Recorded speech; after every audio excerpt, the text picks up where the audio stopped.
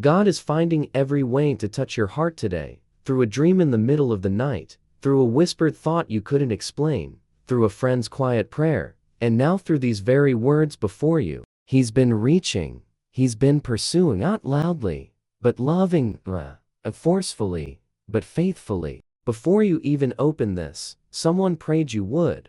Before you even knew you needed a word, heaven already spoke one. This is no accident. This is divine intention. So welcome to Grace Prayer, a place where you don't need to have it all together to be held together by grace, a place where prayer meets you in your real life, a space where God is near. And yes, right now, He's speaking just to you. Are you ready to receive what He's been waiting to give? Take a breath, take a moment. This is your invitation to pause and to be found. Let's stay in this holy moment a little longer. Because if you're still reading, means your soul is still listening. And perhaps, just perhaps, this is the very moment God ordained to reach you through His word. Not with thunder or spectacle, but with tenderness and timing. Let's start here. Jeremiah 31:3 says, I have loved you with an everlasting love. I have drawn you with unfailing kindness. Read it again, slowly, with me. I have loved you with an everlasting love. This isn't a love that flickers with your failures. It doesn't withdraw when you feel unworthy. God's love is everlasting, without end, without exploration, without condition. It stretches through seasons of doubt, storms of rebellion, and shadows of silence. When others walk away, His love stands still. When we give up, His pursuit only grows more tender. Everlasting means, always before your first breath, through every heartache, and beyond every closed door. And what's more, He draws you with kindness. He doesn't guilt you into returning. He doesn't shout or shame you into surrender. He gently reaches with cords of mercy. Think of it. Every moment of peace that whispered your name, every unexpected comfort that calmed your soul. Those weren't random. They were threads of His kindness, pulling you closer. God is not just a king to be obeyed. He is a Father who longs to be trusted. Some of us grew up thinking God only comes close when we're clean, only stays near when we're good. But this verse breaks that lie. His love isn't dependent on your performance. His pursuit isn't based on how lovable you feel. It's based on His unchanging nature. The word everlasting means there's never been a moment when you weren't loved. Not even one. And there never will be a moment when He's not trying to reach you. Maybe you've wondered, maybe you've run, but His kindness has been running after you even now. As your eyes scan these words, His Spirit is whispering, I haven't stopped loving you. I'm still drawing you back. Isaiah 43:1 reminds us, I have called you by name. You are mine. Pause here, let it sink in. You are mine. These three words carry more security than any achievement ever could. They aren't a threat, they're a promise. They say you are wanted, not by obligation, but by affection. God doesn't call you out of a crowd as a number. He calls you by name. Your name, the one perhaps no one else pronounces right? The name you hear with longing or with grief. The name tied to memories, some beautiful, some broken. That name, He speaks it with full knowledge and full love. To be named by God is to be known completely and loved unconditionally. He knows not only what you've done, but what you've carried. And He still says, you belong to me. He doesn't just tolerate your existence, He claims you. In a world where rejection is common and love feels fragile, God's ownership of you isn't about control. It's about belonging. It's about saying, you don't have to earn this place. I've already made room for you. And when He says, you are mine, isn't a chain, the shelter. You belong to the one who can never be shaken. And so you, too, become unshakable. What would it look like today to live as someone fully claimed by God? Someone who walks into the room with the quiet confidence of one already chosen. Luke 15:20 tells the story while He was still a long way off. His Father saw him and was filled with compassion. Let's read it again. It's about you. Because it is. While he was still a long way off, the prodigal son hadn't arrived with apologies yet. He hadn't fixed his mistakes. He was still far off. He was rehearsing regret, carrying shame, expecting rejection. And yet the Father saw him, ran to him, embraced him, interrupted his apology with a robe and a ring. This is God's heart towards you. He sees you from far off, not with disgust, but with compassion. He runs not away from your mess, but towards your return. He raps, not because you earned it, but because he loves you too much to let you stay stuck in shame. Every time you consider turning back, he's already looking out for you. Every time you wonder if you're welcome, he's already planning the celebration. The Father didn't ask for proof of change. He responded to the posture of return. And today, all he's asking is that you start toward home, with eloquence. Not with perfection, just with honesty. Come broken, come unsure, just come. If you've ever thought God won't want me back until I clean myself up, let this story undo that lie. The embrace of God doesn't wait for transformation, it begins.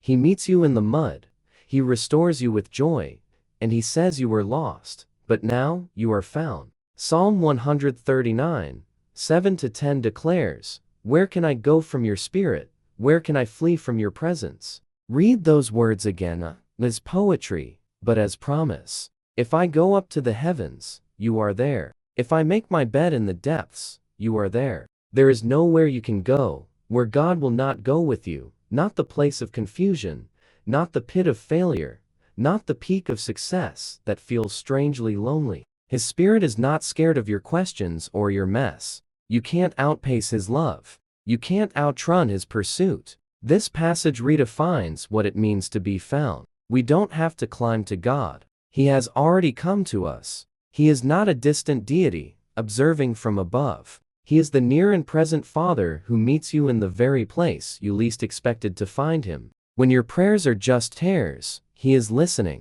When your courage is gone, he is carrying. When you feel invisible, he is the one who sees.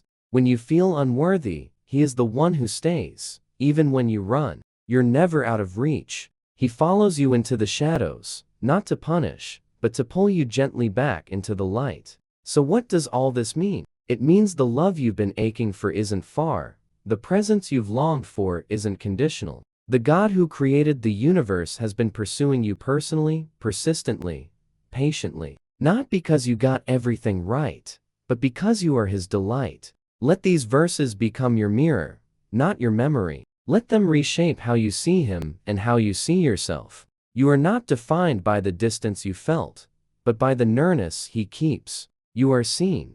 You are wanted. You are loved. You are his. You are home. And today is the perfect day to say yes to the one who never stops saying yes to you. Father, you found me again in this quiet space when no one else hears the wrestle in my soul. I come back to you, not because I have the right words, not because I've earned the right to return, but because I'm tired of running. I've been chasing peace in places that couldn't hold it. I've been wearing masks that couldn't hide the ache. I've spent my strength trying to be strong, only to realize I need saving more than I need answers. And even though I've wondered, you never stopped calling. You didn't shout.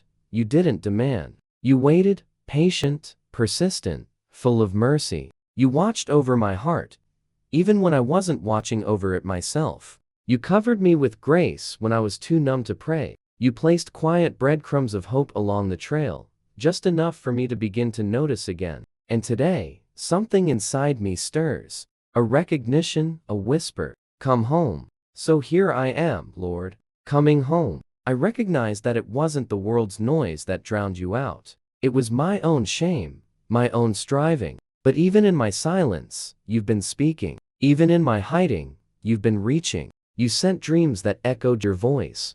People who unknowingly said what my soul needed to hear.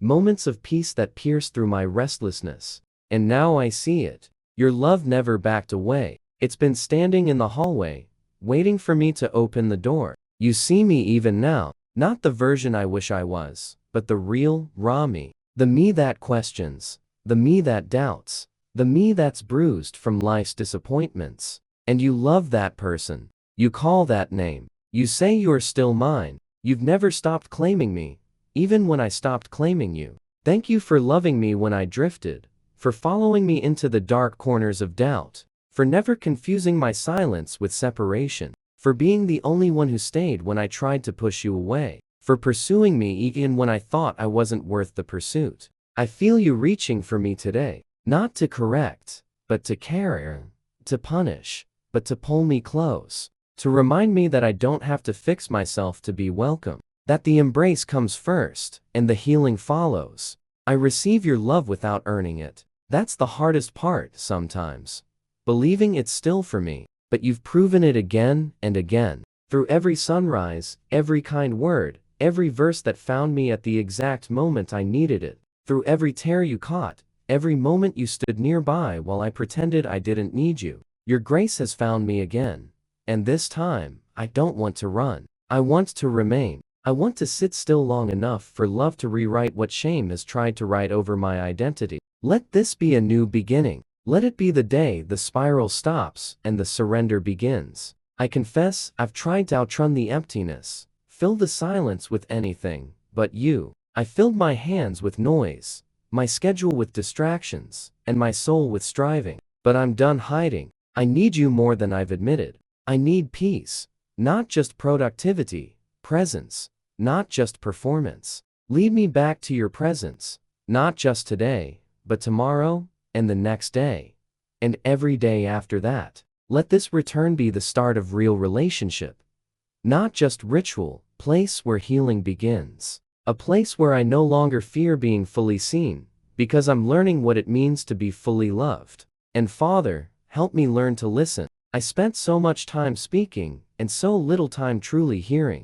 But now I want to be still. I want to recognize the ways you've been trying to get my attention, through the unexpected word from a friend, through the song that echoes my prayer, through the scripture that comes alive just when I need it most. Help me become someone who notices, who pauses, who responds. You've been finding ways to light the path for me all along, through dreams I've forgotten, through nudges I've ignored, through moments that felt like more than coincidence. You shine through interruptions I once resented. You call through interruptions I thought were setbacks. Your signals surround me like stars in the sky. I just hadn't looked up in a while. Teach me how to tune my heart to heaven's frequency, to discern your whispers in a world that shouts, to know when it's you, and not just my thoughts, to trust that you are never silent, only speaking in ways I'm still learning to understand. Help me to lean in, to search your heart, to learn your ways, not just with my head,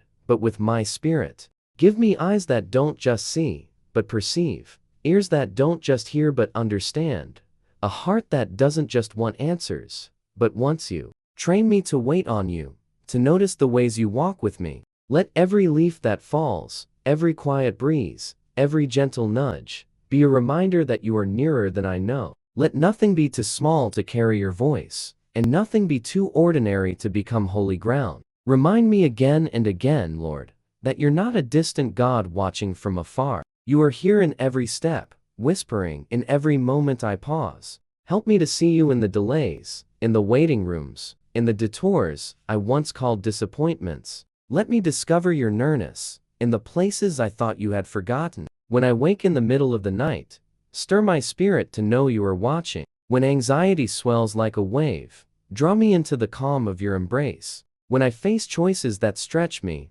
let me hear your voice above the noise. Make my soul aware of your movements, sensitive to your touch. Father, don't let me grow numb again. Don't let routine replace reverence. Don't let discipline become duty. Reignite the wonder of knowing you. Rekindle all in my worship. Let every day be a discovery of grace. Today, more than ever, I feel you beside me. In the stillness, I sense your nearness, like breath on my cheek, like warmth in my chest. It's as if you're whispering to my soul, just pray, speak to me. Because prayer opens the door to every blessing. I long to pour over your life. So I pray because Jeremiah 31:3 says I have loved you with an everlasting love. I have drawn you with unfailing kindness. That love is here now. I pray because Isaiah 43:1 reminds me that you have called me by name. I am yours. I pray because Luke 15:20 paints the picture of a father running to embrace his child while still far off. And I pray because Psalm 139:7-10 assures me that I can never outrun your spirit. I pray not out of obligation, but out of longing, because I believe that as I speak, you listen. As I lift my needs, you release answers.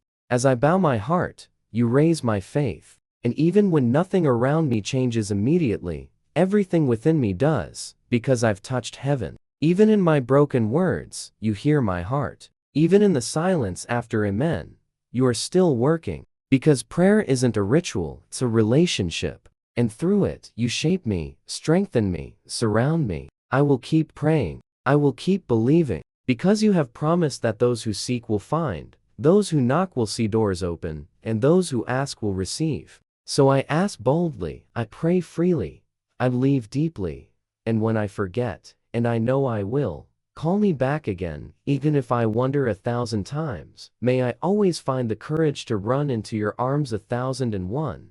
Because I am yours, and you are mine, amen. What if this moment really was a divine appointment, not just something you stumbled upon, but something heaven placed in your path? Coming out of prayer, maybe you feel something shifting inside.